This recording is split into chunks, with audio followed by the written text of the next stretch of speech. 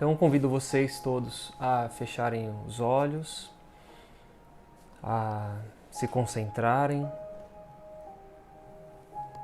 a respirarem profundamente.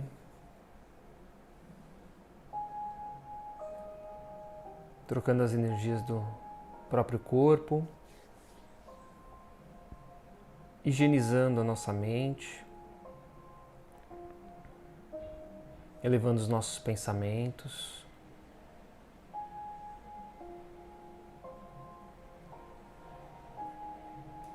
E assim, mais concentrados, vamos nos ligando à espiritualidade maior, que já se encontra presente nos lares de todos que estão acompanhando.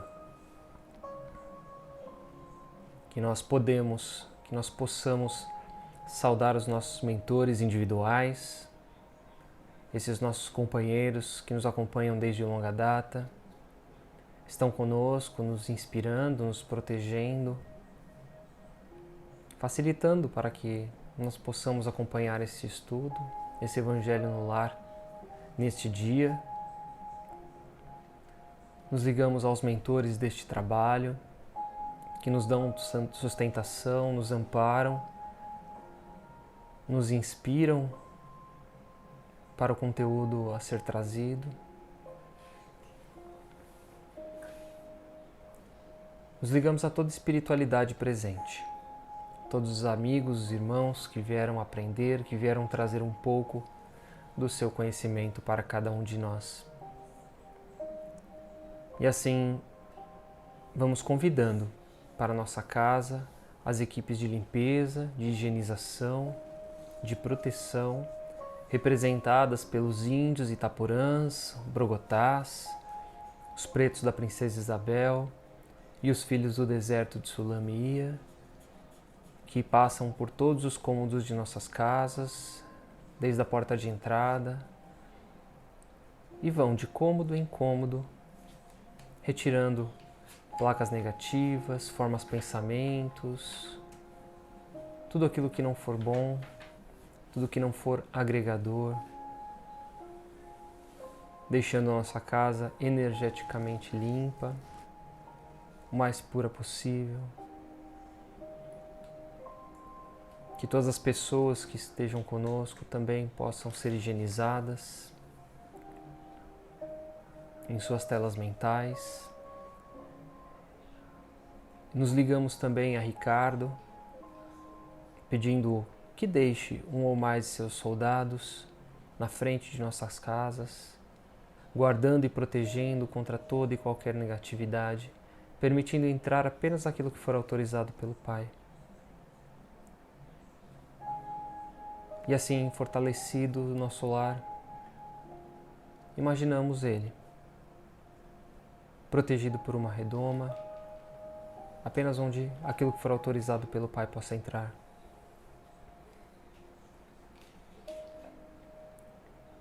E que seja fixado um farol, para que todos possam ver que aqui existe um Evangelho, o Evangelho do Cristo.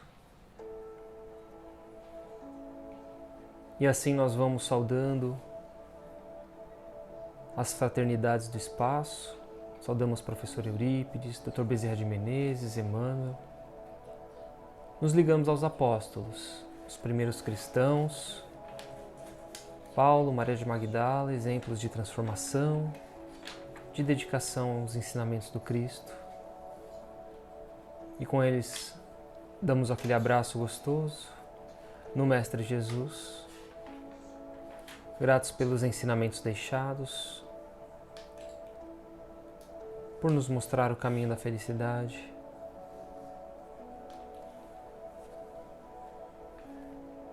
E nos contatamos com o Pai, agradecidos a Deus por tudo que somos e por tudo que temos, por estarmos aqui hoje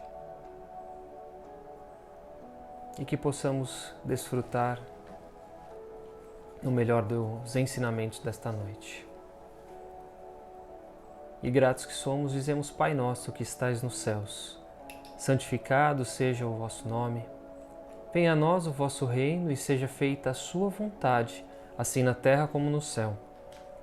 O pão nosso de cada dia nos dai hoje. Perdoai as nossas ofensas, assim como nós perdoamos a quem nos tem ofendido. E não nos deixes cair em tentação, mas antes livra-nos de todo o mal. Que assim seja. Que Jesus possa nos abençoar nessa noite. Sejam bem-vindos mais uma vez. Espero que estejam todos bem. Vamos dar início aqui ao nosso Evangelho. Vamos falar hoje sobre o primeiro capítulo do Evangelho segundo o Espiritismo, que trata sobre o tema Não vim destruir a lei. E ele começa assim. Quem quiser pode acompanhar. Não penses que vim destruir a lei ou os profetas. Não vim para destruí-los, mas para dar-lhes cumprimento. Porque em verdade vos digo, o céu e a terra não passarão, até que não se cumpra tudo quanto está na lei, até o último J e o último ponto. Essa passagem de Jesus está no Evangelho de São Mateus, capítulo 5, versículos 17 e 18. O que Jesus quis dizer com essa passagem? Não vindo destruir a lei, Jesus praticamente veio fazer acontecer aquilo que foi dito, né? Aquilo que já foi dito pelos profetas desde Moisés, pelos profetas que vieram depois. Ele veio não só fazer cumprir, mas ele veio fazer acontecer, veio mostrar como fazer acontecer. Para isso, Kardec acaba explicando nesse primeiro capítulo essa trindade, né? Moisés, Jesus e também o Espiritismo. E para explicar Moisés, ele traz os 10 mandamentos, que são basicamente leis civis, leis disciplinares e leis de Deus juntos delas. O que seriam essas leis civis, leis complementares? São as conhecidas leis mosaicas, que serviram para que Moisés pudesse ter o mínimo de controle junto daquele povo durante 40 anos no deserto, como controlá-los. Então foram feitas leis. Moisés também era um legislador. E como a gente também conhece, aquela lei do olho por olho, dente por dente, era uma lei disciplinar naquela época. E também essas leis são leis religiosas e leis morais. E a gente aprendeu isso com Jesus depois. Então, vamos só recapitular quais são essas 10.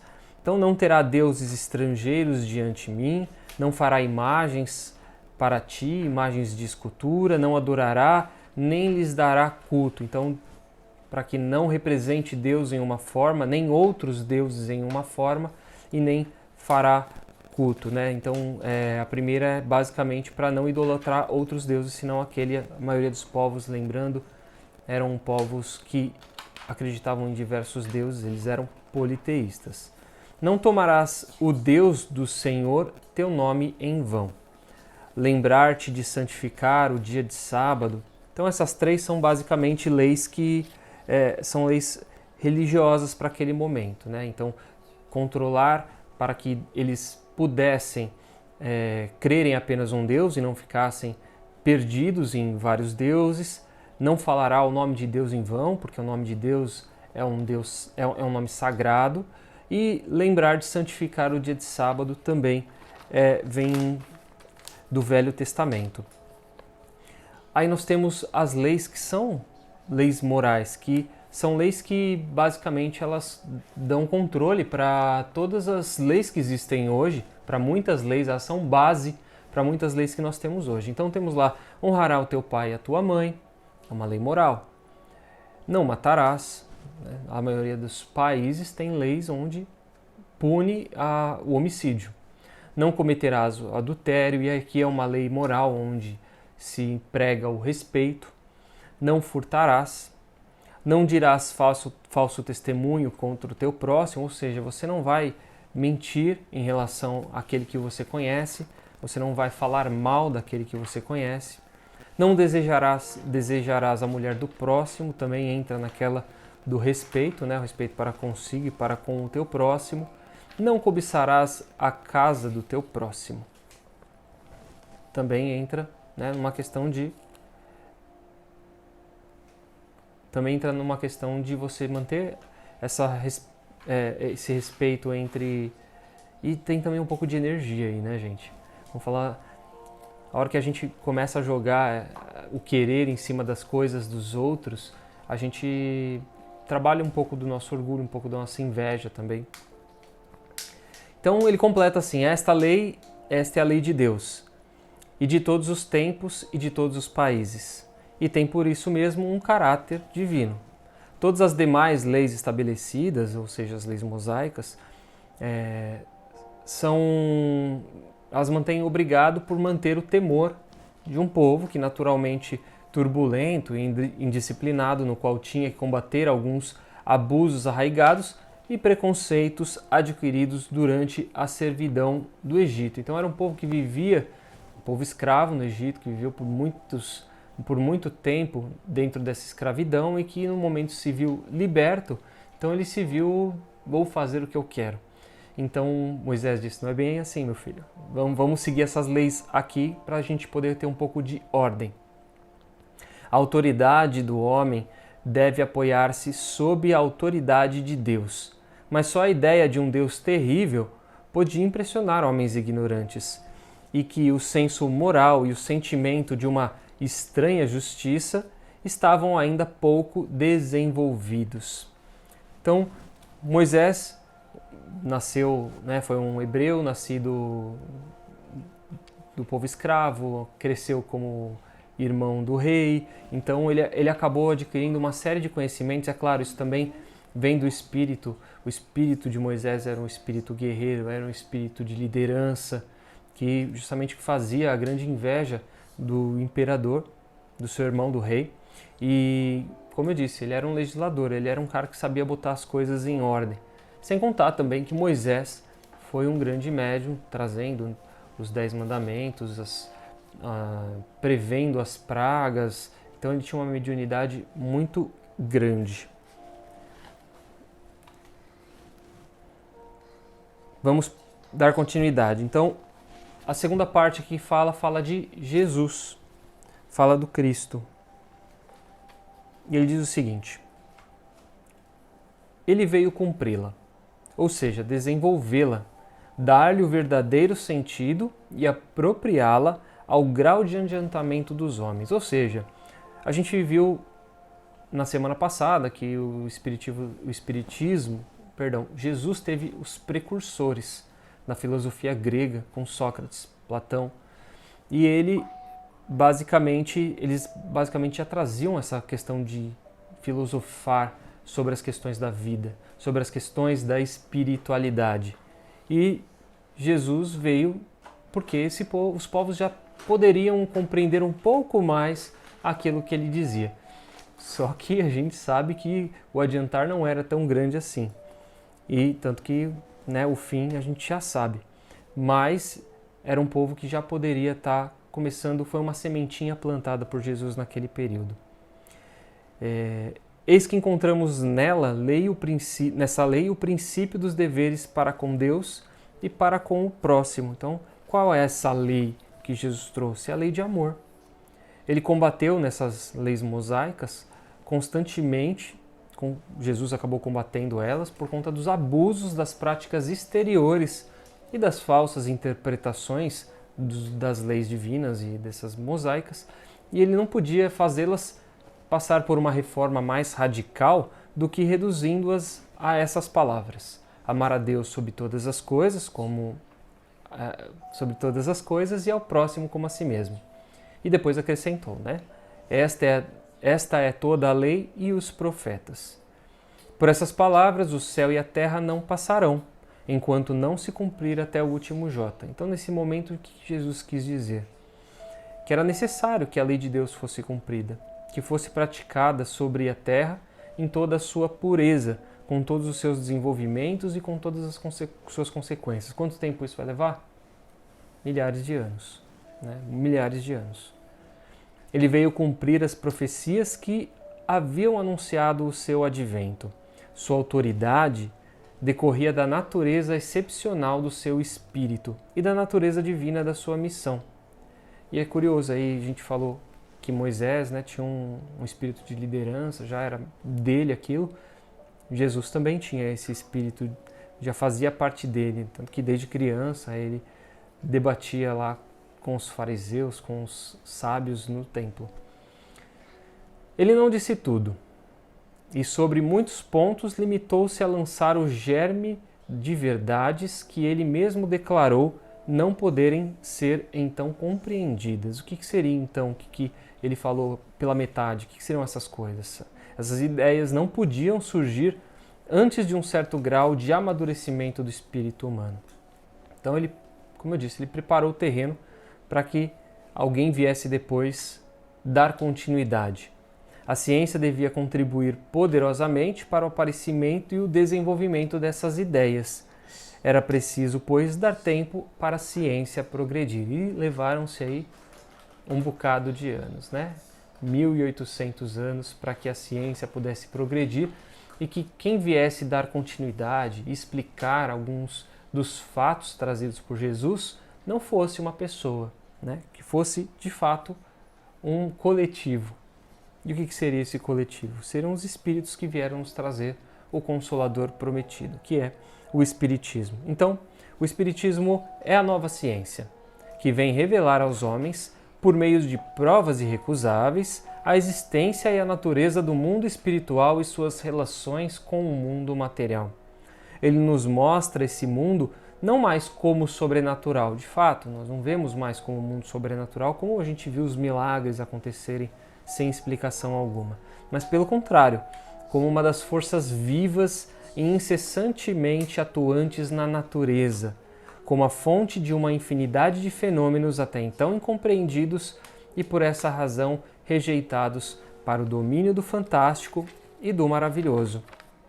E a gente consegue perceber isso, na hora que a gente pensa que existe algo acima da gente, algo ao nosso redor, nesse momento em que a gente faz uma prece, por exemplo, que fecha os olhos, entra em contato com a espiritualidade, a gente sente toda essa energia, a gente sente todo esse contato, a gente se sente amparado e aí a gente consegue eliminar da nossa cabeça toda essa questão de incrível, de maravilhoso, de mágico. Isso passa, já não faz mais parte da gente, né? Nós não nos pertence mais. E ele diz que o Espiritismo é a chave que nos ajuda a tudo explicar com facilidade.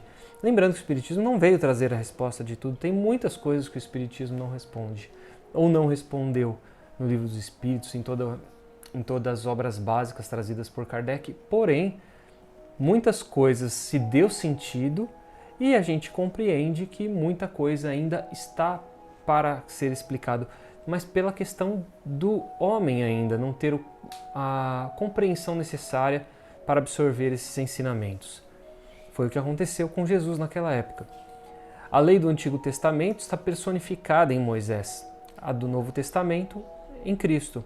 O Espiritismo é a terceira revelação na lei de Deus, mas não está personificado em ninguém, porque ele é o produto do ensinamento dado pelos Espíritos, que são as vozes do céu, em todas as partes da terra e por inumerável multidão de intermediários. E isso é o mais curioso.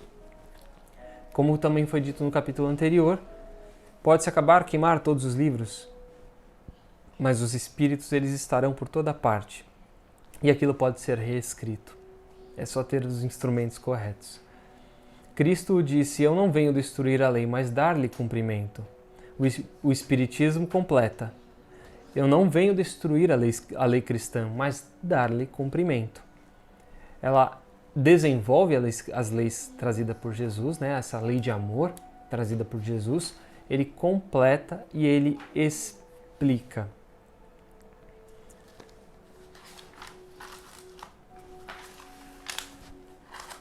Então, o Espiritismo acaba sendo um consolador prometido, né? Essa comunicação com os espíritos acabam trazendo todas essas informações do além-túmulo. Então, a primeira coisa que a gente pensa quando a gente fala em Espiritismo, que é a comunicação com os mortos, ver os mortos.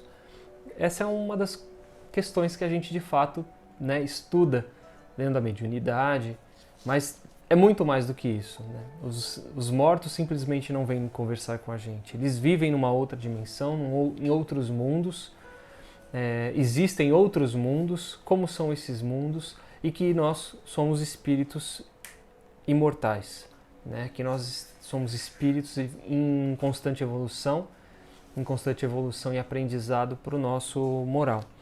E o Espiritismo acabou aliviando muito as angústias nos corações daquelas pessoas que perderam seus entes queridos, que não tinham mais esperança no dia de amanhã, para aquelas pessoas que sofrem de qualquer forma e que não conseguem buscar mais esperança em lugar nenhum. O Espiritismo é um grande consolador nesse sentido.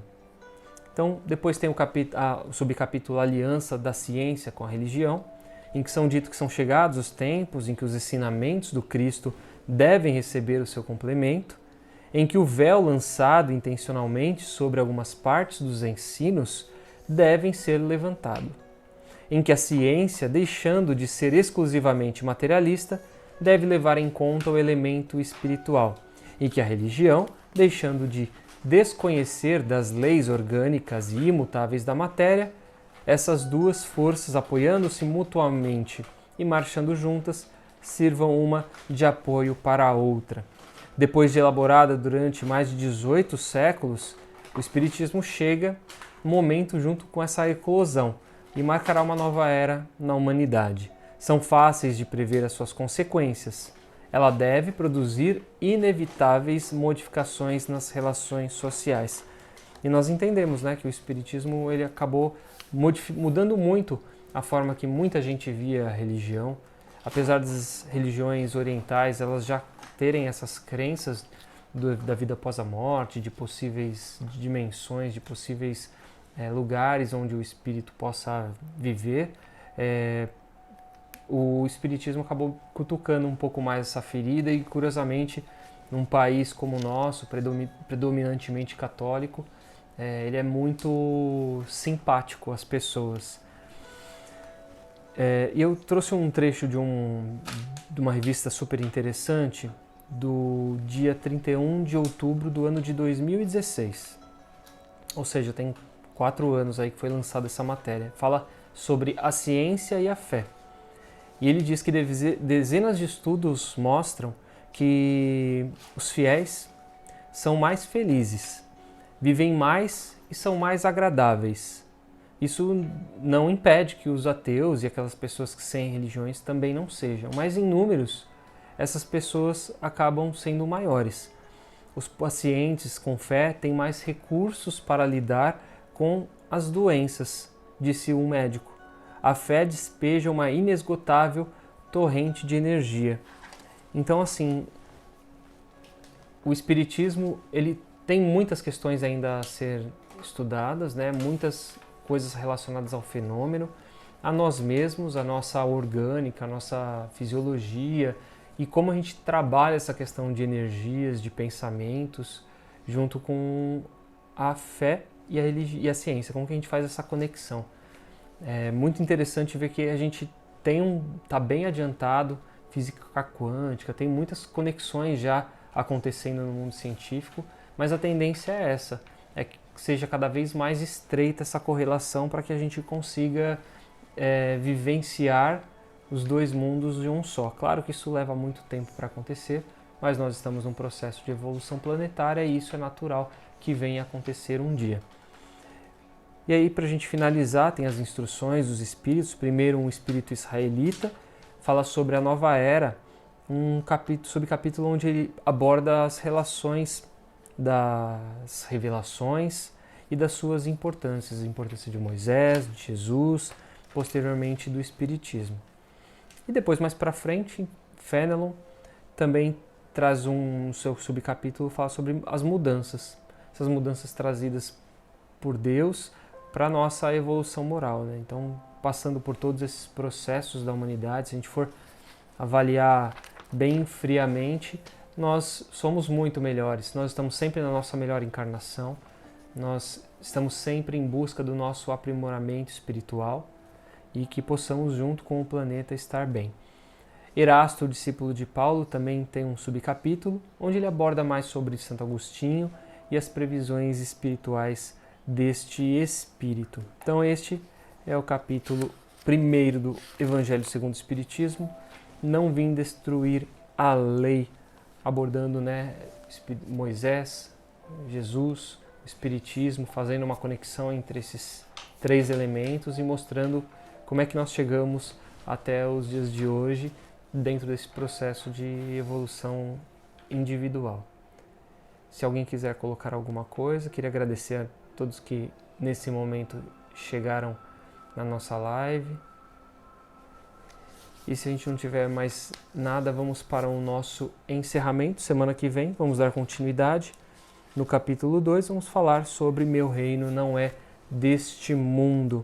A vida futura, a realeza de Jesus, ponto de vista, as instruções dos Espíritos acerca uma realeza na Terra. Vamos falar sobre qual é o reino de Jesus se não é deste mundo. Então, mais uma vez, vamos então preparar nossas vibrações. Espero que vocês tenham colocado suas aguinhas aí para serem fluidificadas. E vamos para o nosso encerramento de hoje. Então, mais uma vez convido vocês para fecharem os seus olhos, sentarem confortavelmente onde estejam. E agradecidos pelos ensinamentos desta noite, vamos oferecendo o nosso melhor, nossa melhor energia, nossa melhor vibração, deixando nas mãos da espiritualidade, para que ela possa distribuir aonde for necessário.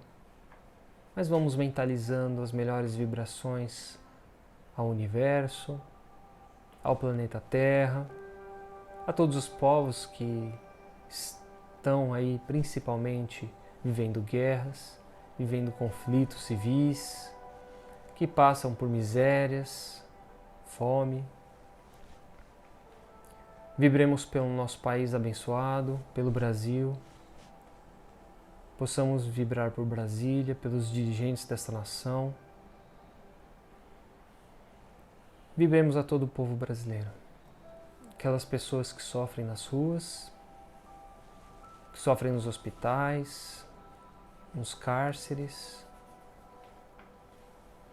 nos seus leitos em suas casas. Vibremos as pessoas que moram conosco, que nós, juntos delas, possamos ter as nossas baterias recarregadas para mais uma semana, energizados para o que vamos enfrentar, que possamos estar mais leves, mais conectados com o alto. Que as nossas águas possam ser fluidificadas, colocadas nelas os remédios necessários para cada um de nós. E deixamos uma vibração para que a espiritualidade possa vibrar, possa enviar para onde for necessário. E assim agradecemos ao Pai, mais uma vez por essa noite, que possamos ser amparados sob a sua luz, abençoados, que tenhamos uma semana segura, protegidos no seu amor e afastados de todo e qualquer mal.